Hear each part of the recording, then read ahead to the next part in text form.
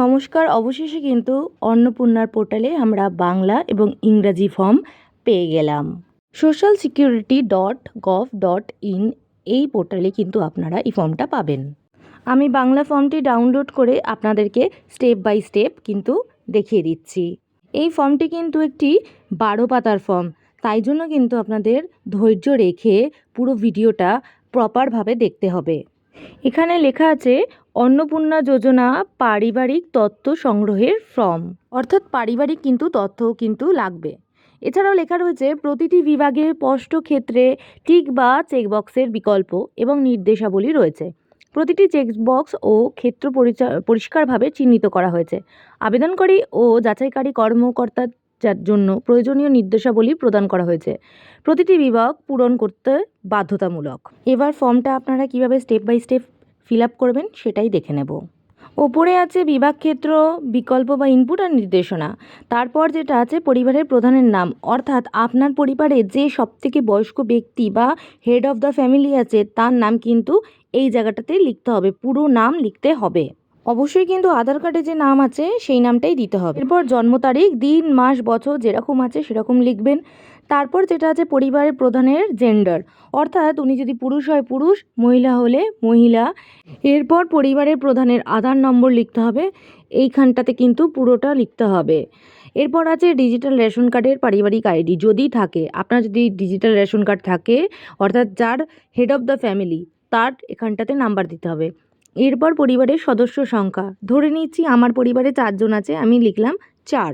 এরপর কিন্তু এখানে ঠিকানা লিখে দেবেন, তারপর যোগাযোগ নাম্বার লিখবেন। আর যোগাযোগ নাম্বারটা কিন্তু অবশ্যই দেখুন পরিবারের প্রধানের যে আধার নম্বরের সাথে সংযুক্ত আছে সেই নাম্বারটাই কিন্তু দেবেন। এরপর যেটা আছে নাম, জন্ম তারিখ, পরিবারের প্রধানের সাথে সম্পর্ক, আধার নম্বর, পরিবারের সকল সদস্যদের কিন্তু ডিটেলস দিতে হবে। এরপর প্রথমে যে সদস্য নম্বর 1 আছে তার নাম লিখতে হবে, জন্ম তারিখ লিখতে হবে, লিঙ্গ লিখতে হবে, পরিবারের প্রধানের সাথে তার কী সম্পর্ক সেটা লিখতে হবে, আর নিচে লিখতে হবে আধার নাম্বার। এছাড়াও দেখো লেখা আছে অন্নপূর্ণা যোজনার জন্য আবেদন করা হচ্ছে কিনা। অবশ্যই এটি হ্যাঁ হবে, কারণ এটা কিন্তু অন্নপূর্ণা যোজনারই ফর্ম। এই ফর্মটি ফিল আপের সাথে সাথে কিন্তু আপনারা আপনাদের পারিবারিক ডিটেলসও কিন্তু সরকারের কাছে দিয়ে দিচ্ছেন। এরপর কিন্তু দ্বিতীয় সদস্যের নাম, তারপর তৃতীয়, চতুর্থ করে 5 জন সদস্যের নাম আপনারা কিন্তু এই ফর্মটাতে যুক্ত করতে পারবেন। এরপর 10 নম্বরে আছে পরিবারের প্রধান আর পরিবারের সকল প্রাপ্তবয়স্কদের ব্যাংকের অ্যাকাউন্ট নম্বর। সেটা কিন্তু অবশ্যই কিন্তু ডিবিটি লিঙ্ক থাকতে হবে, এটা কিন্তু মেনশন করে দিয়েছে। হেড অফ দ্য ফ্যামিলির ব্যাংক, যে ব্যাংকে অ্যাকাউন্ট আছে সেই ব্যাংকের নাম, অ্যাকাউন্ট নাম্বার আর আইএফএসসি কোড, এই সব কটা কিন্তু দিতে হবে। সদস্য 1, 2 করে টোটাল 5 জন সদস্যের কিন্তু এখানে নাম, ব্যাংকের অ্যাকাউন্ট এবং আইএফএসসি কোড দিতে হবে। এরপরেই রয়েছে কিন্তু এপিক কার্ড, অর্থাৎ এপিক কার্ডের যে নাম্বার আছে সেটা দিতে হবে এবং বিধানসভাও দিতে হবে আর অংশ নাম্বারও কিন্তু দিতে হবে। এইভাবে কিন্তু প্রত্যেকটা সদস্যর কিন্তু ডিটেলস দিতে হবে।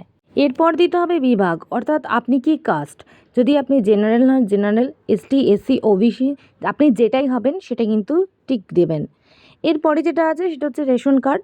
রেশন কার্ডে আপনার ডিজিটাল রেশন কার্ড আছে কি না, সকলেরই আছে, তাই জন্য এটা হ্যাঁ করবেন। এরপর আপনার রেশন কার্ডের ধরন উল্লেখ করবেন। এখানে লেখা আছে এএওয়াই, পিএইচওয়াই, এসপিএইচওয়াই, যে যার যেটা আছে অবশ্যই কিন্তু সেই বক্সেই টিক দেবেন। এরপর আছে পরিবারের রেশন দোকান থেকে মাসিক রেশন তুলছেন কি না, সেটাতে আপনারা হ্যাঁ অথবা না সেটাও কিন্তু দেবেন। এরপর আপনার বাড়ির ধরন কী আছে, সেটি পাকা কি না সেটা হ্যাঁ করবেন অথবা না করবেন। এরপর আছে জমির মালিকানা, অবশ্যই কিন্তু রেজিস্ট্রেশন নথি, মিউটেশন কপি এবং এই সব ধরনের রেকর্ড আছে কি না, যদি থাকে সেটাতে হ্যাঁ করবেন, যদি না থেকে থাকে সেটা না করবেন। এরপর সকল সদস্যের কিন্তু জমির পরিমাণ জানতে চেয়েছে, জমির পরিমাণ অর্থাৎ আপনার পর্চা দেখে কত পরিমাণ জমি আছে সেটা কিন্তু বসিয়ে দেবেন। এরপর যানবাহন আপনার বাড়িতে আছে কি না, অবশ্যই কিন্তু 4 চাকার আছে নাকি সেটা কিন্তু দিতে হবে। যদি হ্যাঁ হয় সেক্ষেত্রে কিন্তু হ্যাঁ করবেন, যদি না হয় সেটাতে না করবেন। আর যদি হ্যাঁ হয় সেক্ষেত্রে কিন্তু গাড়ির রেজিস্ট্রেশন নাম্বার এখানে দিতেই হবে। এরপর আছে পরিবারের স্বাস্থ্য বিমা, যদি আপনার থেকে থাকে সেক্ষেত্রে হ্যাঁ করবেন, আর যদি না থেকে থাকে সেক্ষেত্রে না করবেন। সেটা কিন্তু সরকারি হতে পারে, বেসরকারি হতে পারে। অবশ্যই কিন্তু এখানে প্রিমিয়ামের বিবরণও দিতে হবে সমস্ত সদস্যের। এরপর আছে সকল সদস্যের আয়কর ও পেশা। আপনারা যদি আয়কর দিয়ে থাকেন সেক্ষেত্রে হ্যাঁ অথবা না করবেন। এরপর পরিবারের সদস্যদের প্যান কার্ড আছে কি না, এটা কিন্তু হ্যাঁ অথবা নাই লিখতে হবে। সাথে কিন্তু তাদের নাম এবং প্যান কার্ড নাম্বার লিখতে হবে, সে আপনি আয়কর হ্যাঁ দেন আর না দেন। এরপর আছে কর্মসংস্থানের ধরন, অর্থাৎ আপনি সরকারি ক্ষেত্রে আছেন, বেসরকারি ক্ষেত্রে আছেন, নাকি কোনো ব্যবসায়ী অথবা কোনো পরিযায়ী শ্রমিক, বেকার, অন্যান্য যেখানে যেটা হবে অবশ্যই কিন্তু টিক দেবেন এবং সকল সদস্যের জন্য কিন্তু এটা প্রযোজ্য।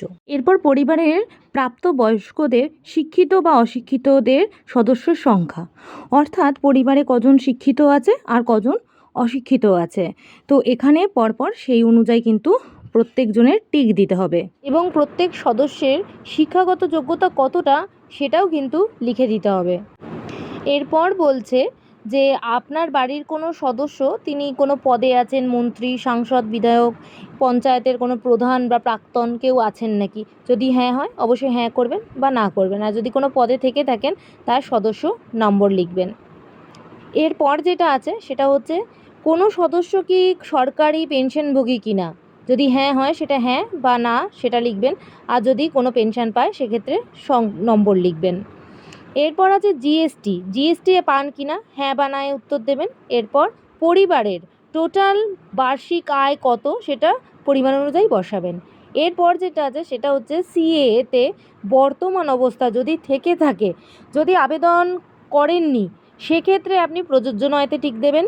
যদি আবেদন করেছেন সেক্ষেত্রে হ্যাঁ লিখে আবেদন নম্বর লিখবেন।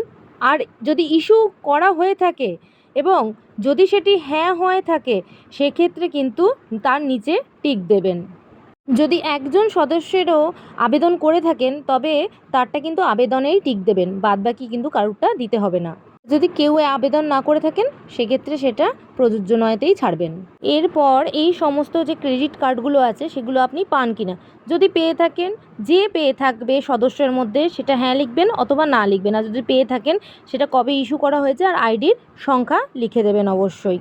এরপর যদি এসআইআরে 2026-এ আপনার নাম কোনো মতেই বাদও যায়নি, ড্রাফট রোলও হয়নি, সেক্ষেত্রে আপনি প্রযোজ্য নয় করবেন। এছাড়া যদি আপনার নামটি আন্ডার অ্যাডজুডিকেশনে থাকে সেক্ষেত্রে আপনি অ্যাপ্লাই করেছেন ট্রাইব্যুনালের জন্য, সেক্ষেত্রে আপনি কিন্তু হ্যাঁ, যদি হ্যাঁ হয় তবে মামলার বিবরণ দেবেন। আর যদি আপনার নামটি কোনো কারণে ডিলিটেড হয়ে গিয়ে থাকে সেক্ষেত্রে কিন্তু অবশ্যই নাতে টিক দেবেন। আর যদি একজনেরও নাম বাদ না গিয়ে থাকে সেক্ষেত্রে প্রযোজ্য নয়তেই টিক দেবেন। পরিবারে যদি কোনো শিশু সদস্য থেকে থাকে অবশ্যই তার নাম, শ্রেণী, বিদ্যালয়ের নাম, কোন ধরন, সরকারি, বেসরকারি, মাদ্রাসা, কোন ধরনের স্কুলে পড়ে সেটা অবশ্যই কিন্তু এখানে দেবেন। এরপর হচ্ছে শিশুদের বর্তমান অবস্থায় টিকাকরণ হয়েছে কিনা, তাহলে হ্যাঁতে হ্যাঁ দেবেন, নাতে না দিয়ে টিক দেবেন।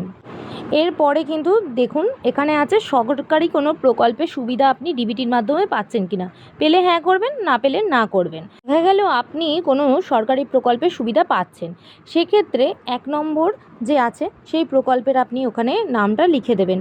সেমভাবে কিন্তু প্রত্যেক সদস্যের যদি কেউ পেয়ে থাকে অবশ্যই হ্যাঁ করবেন, আর যদি না পেয়ে থাকেন সেক্ষেত্রে না করবেন। এরপর একদম কিন্তু নিচে চলে আসছি ঘোষণা ও সম্মতিতে। এখানে আপনি সম্মত হয়ে একটা টিক দেবেন আর স্বাক্ষরের জায়গায় কিন্তু অবশ্যই স্বাক্ষর করে দেবেন। এখানে কিন্তু একটা জিনিস মনে রাখতে হবে, বলছে পরিবার বলতে কিন্তু বোঝাচ্ছে যে একসাথে বসবাস করেন এবং একই রান্নাঘর থেকে খাবার গ্রহণ করেন, তারাই কিন্তু এই সদস্যের মধ্যে নাম লেখেন। যেখানে আপনারা আলাদা খাওয়া দাওয়া করেন, আলাদাভাবে রান্নাঘর আছে, সেক্ষেত্রে কিন্তু এই ফর্মটি ফিল আপ একসাথে করবেন না। আর এর পরের যে অংশটা আছে সেটা শুধু সরকারি ব্যবহারের জন্য, এই অংশটা কিন্তু আপনাদের কেটে দিয়ে দেওয়া হবে। এক্ষেত্রে আপনাদের ফিল আপের কোনো প্রয়োজন নেই, এটা অফিসার যে থাকবেন বা বিএলও থাকবেন তিনি কিন্তু আপনাদের এটা ফেরত দিয়ে দেবে। এই ফর্মটি খুব সাবধানে ফিল আপ করবেন এবং পুরো ভিডিওটা দেখে কিন্তু ফিল আপ করবেন, কোনো জায়গায় যাতে ভুল না হয়। সেটা আপনি ইংলিশেও করতে পারেন, হিন্দিতে করতে পারেন এবং বাংলাতেও করতে পারেন। এখানে ফর্মটা হয়তো অনেকটা বড় দেখানো হয়েছে, কারণ ফর্মটা হচ্ছে 6 জন সদস্য নিয়ে, তাই জন্যই কখনোই ঘাবড়ে যাবেন না যে এত বড় ফর্ম। ভিডিওটা ভালো লেগে থাকলে অবশ্যই একটা লাইক করে দেবেন আর সাবস্ক্রাইব করে পাশে থাকবেন। ধন্যবাদ।